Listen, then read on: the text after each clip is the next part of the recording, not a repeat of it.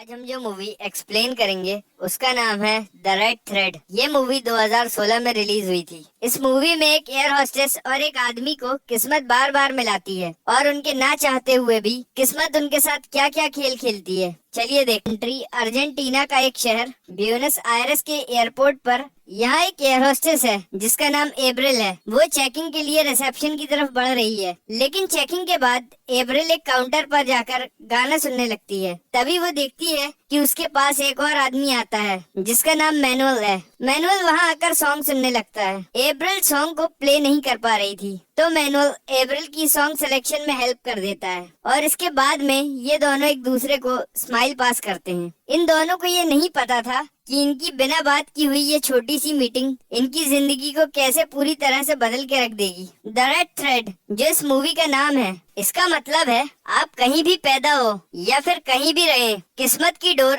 आपको अगर मिलाने में लग जाए तो फिर उसको कोई भी नहीं रोक सकता। इस डोर को या तो आप छोटा कर सकते हो या फिर इसको लंबा कर सकते हो, पर आप इसे कभी तोड़ नहीं सकते। किस्मत अगर आपको मिलाने पर उतारू हो जाए तो दुनिया की कोई भी ताकत आपको मिलने से नहीं रोक सकती। अगले सीन में हम देखते हैं मैनुअल के पास वो एयर होस्टेस जिसका नाम एब्रिल है, वो एक छोटे से बच्चे को अपने साथ में लाती है और मैनुअल से कहती है ये सीट इस बच्चे की है, लेकिन वो बच्चा कहता है कि मैं विंडो सीट प्रेफर करता हूँ। एब्रिल मैनुअल को बताती है कि ये बच्चा अपने पेरेंट्स के बिना जर्नी कर रहा है और इसकी जिम्मेदारी मेरे ऊपर है, इसलिए तुम इसका ध्यान रखना और इसको किसी भी चीज की जरूरत पड़े तो मुझे बुला लेना। फिर एब्रिल की फ्रेंड एब्रिल को बताती है कि हमारी एक एयर होस्टेस को कल ड्रिंक करने की वजह से सस्पेंड कर दिया गया है, तो एब्रिल कहती है कि मुझे हेडेक की टैबलेट दो और ये सब बकवास मत करो। एब्रिल की फ्रेंड उसे हेडेक की टैबलेट देती है। अब फ्लाइट को टेक ऑफ किए हुए काफी टाइम हो चुका होता है और अब मैनुअल एब्रिल के अकेले होने का वेट करता है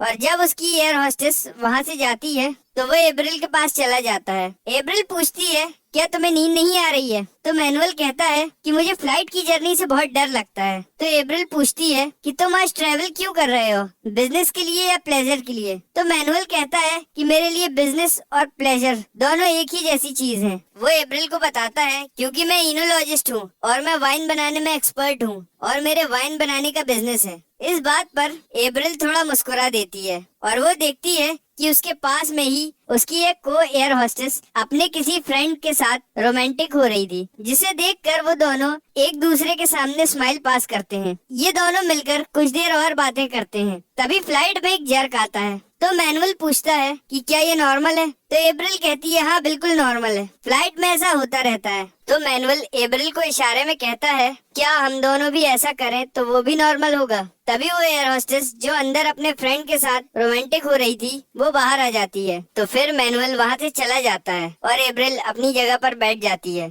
फिर थोड़ी देर बाद वो देखता है कि दूसरी एयर होस्टेस वहाँ से चली गई है। तो मैनुअल फिर से एब्रिल के पास जाता है। एब्रिल कहती है कि यहाँ पर बार बार मत आओ, कोई तुम्हें देख लेगा और मुझे काम भी करना है। तो मैनुअल उसको पूछता है कि तुम्हारी बॉडी पर टैटूज कैसे हैं? तो एब्रिल अपनी बॉडी पर बने हुए टैटूज मैनुअल को दिखाती है। एक टैटू को देखते हुए वो कहती है कि ये मेरे एक्स बॉयफ्रेंड की निशानी है और एक टैटू एब्रिल के थाइस पर बना होता है, वो मैनुअल को उसे भी दिखाती है। इसके बाद एब्रिल मैनुअल को अपनी सीट पर जाने के लिए कहती है, लेकिन किस्मत की डोर इन दोनों को मिलाने में जुटी थी। तभी वहाँ पर फ्लाइट में एक और जर्क आता है और ये दोनों एक दूसरे से वापस टकरा जाते हैं और अब एक दूसरे को बिल्कुल भी रेजिस्ट नहीं कर पाते और दोनों मिलकर यहाँ पर किस करते हैं। इसके बाद मैनुअल एब्रिल से कहता है कि फ्लाइट लैंड होने के बाद क्या तुम मेरे साथ लंच करोगी? तो एब्रिल कहती है कि मैं तुम्हारा वेट करूंगी, तुम मुझे कस्टम क्लियरेंस के बाद में मिलना। इसके बाद मैनुअल वहाँ से चला जाता है। फ्लाइट लैंड करती है। मैनुअल और एब्रिल दोनों ही बाहर मिलने के लिए एक्साइटेड थे। अब एब्रिल की सारी फ्रेंड चली जाती हैं और एब्रिल मैनुअल के क्लियरेंस का वेट करती है और उसको लाइन में खड़ा हुआ देखती है। लेकिन किस्मत ने यहाँ पर फिर एक बहुत बड़ा रोल प्ले किया और यहाँ एयरपोर्ट पर कस्टम में बहुत बड़ा इशू हो जाता है, इसीलिए यहाँ पर सबका क्लियरेंस थोड़ी देर के लिए रोक दिया जाता है और सिक्योरिटी सभी पैसेंजर्स को वेट करने के लिए कहती है और किसी को भी क्लियर नहीं करती है। जिसकी वजह से एप्रिल मैनुअल का वेट करती रह जाती है और दोनों यहाँ पर नहीं मिल पाते। इन लोगों ने किसी भी तरह का फोन नंबर, ईमेल आईडी या कोई भी कांटेक्ट नहीं लिया था, जिसकी वजह से ये एक दूसरे से कांटेक्ट नहीं कर पाते और देखते ही देखते 7 साल बीत जाते हैं। अब एप्रिल की शादी हो चुकी है। उसका हस्बैंड ब्रूनो जो एक म्यूजिकल रॉक स्टार है और इस हैप्पी कपल का एक 3 साल का बेटा है। एप्रिल अब मैनुअल को पूरी तरह से भूल चुकी है। वो अपने बेटे और अपने हस्बैंड के साथ बहुत खुश है।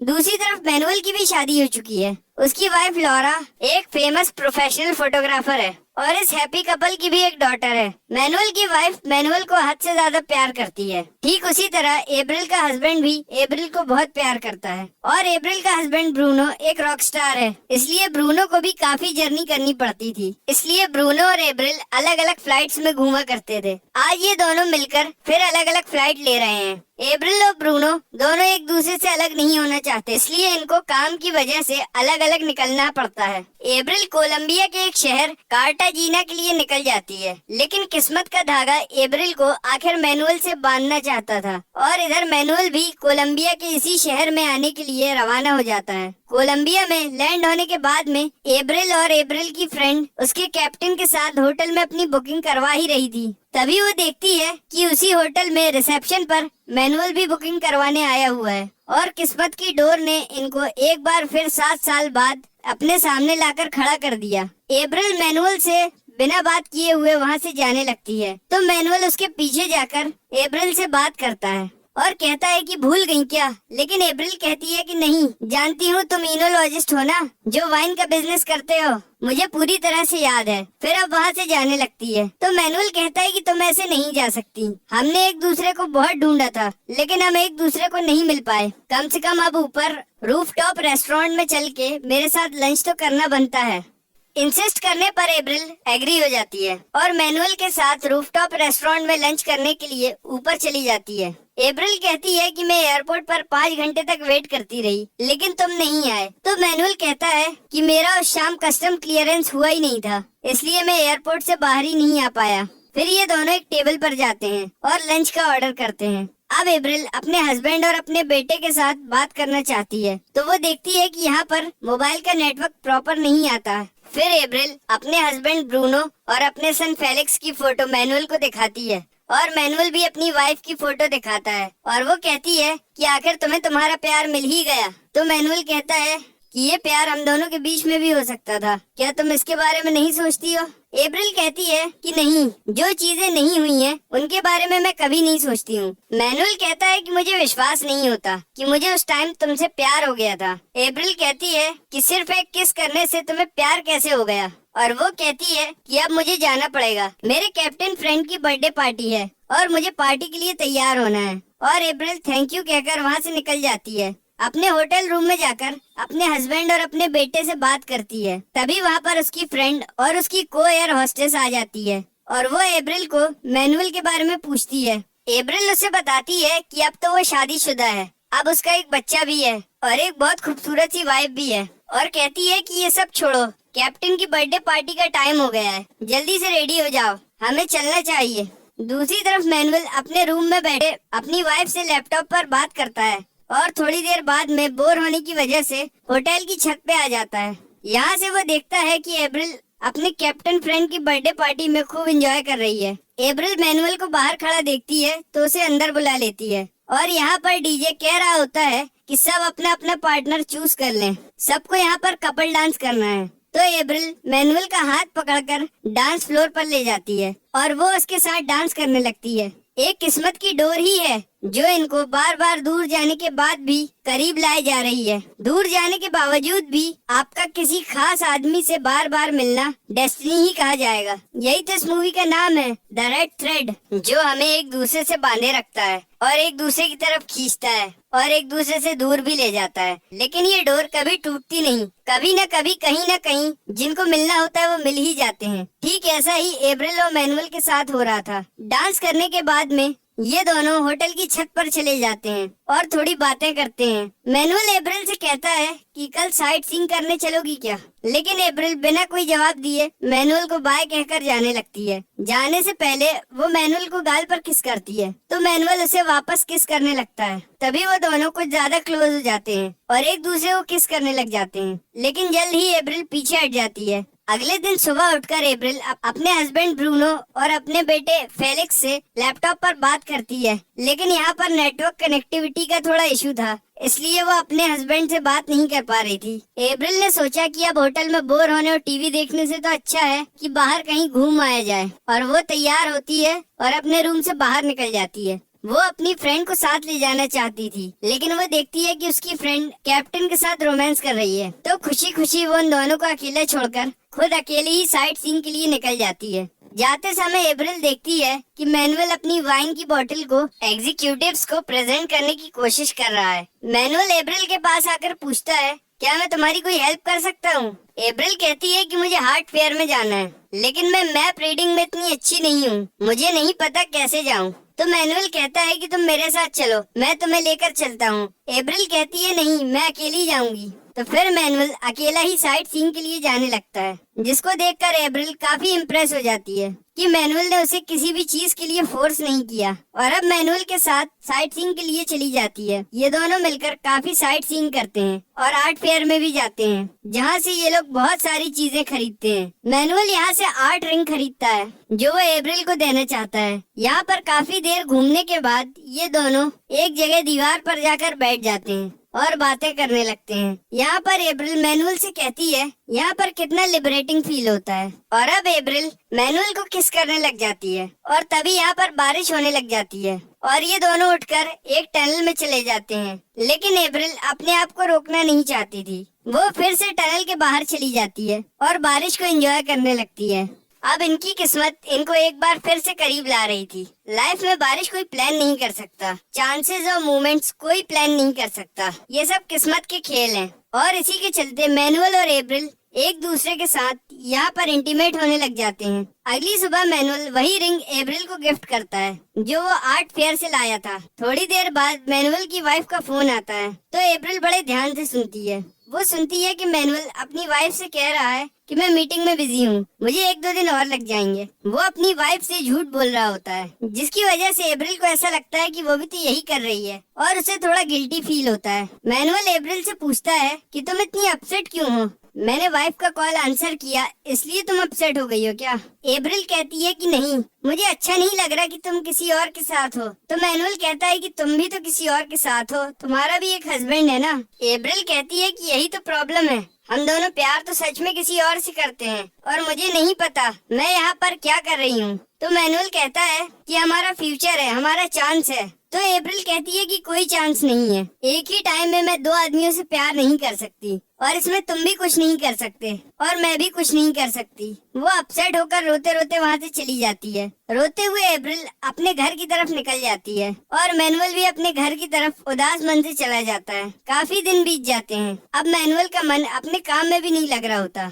वो बार बार फेसबुक पर एब्रिल की फोटो देखकर अपने आप को तसल्ली कर रहा होता है। थक हार कर मैनुअल अब एब्रिल को मैसेंजर पर मैसेज करता है कि अब मुझसे बर्दाश्त नहीं हो रहा, चलो मिलते हैं। एब्रिल इंस्टेंटली मैसेज पढ़ती है और कुछ सोचने के बाद वो रिप्लाई करती है कि नहीं, मैं तुमसे नहीं मिलना चाहती। जवाब को पढ़कर मैनुअल काफी डिसअपॉइंट हो जाता है और एब्रिल ने भी ये जवाब खुशी से नहीं लिखा था। उसे पता था कि वो मैनुअल से मिलती रहेगी तो चीजें ज्यादा बिगड़ जाएंगी, इसलिए उसने अपने आप को रोक लिया था। लेकिन किस्मत को तो शायद कुछ और ही मंजूर था। आज मैनुअल की वाइफ लॉरा, जो कि एक फेमस प्रोफेशनल फोटोग्राफर है, आज ब्रूनो, जो कि एक रॉक स्टार है, उसका फोटोशूट कर रही है और उसके साथ उसकी वाइफ भी आई है। ऐसे तो मैनुअल कभी भी अपनी वाइफ के फोटोशूट साइट पर नहीं जाता, लेकिन आज उसकी एक फ्लाइट कैंसिल हो गई है, इसलिए वो वहाँ पर आ गया है। और एक बार फिर से किस्मत ने एब्रिल और मैनुअल को एक ही जगह पर लाकर खड़ा कर दिया है। मैनुअल की वाइफ मैनुअल को एब्रिल और उसके हस्बैंड ब्रूनो से इंट्रोड्यूस करवाती है। उसे क्या पता था कि ये दोनों एक दूसरे को पहले से ही जानते हैं। ब्रूनो और लॉरा फोटोशूट में बिजी हो जाते हैं, तो इधर मैनुअल और एब्रिल आपस में बात करने लगते हैं। एब्रिल पूछती है कि तुम यहाँ पर क्यों आए? मैंने तुम्हें मना किया था ना, मैं तुमसे नहीं मिलना चाहती, लेकिन मैनुअल कहाँ मानने वाला था। वो अप्रैल के साथ थोड़ा रोमांटिक होने लगता है।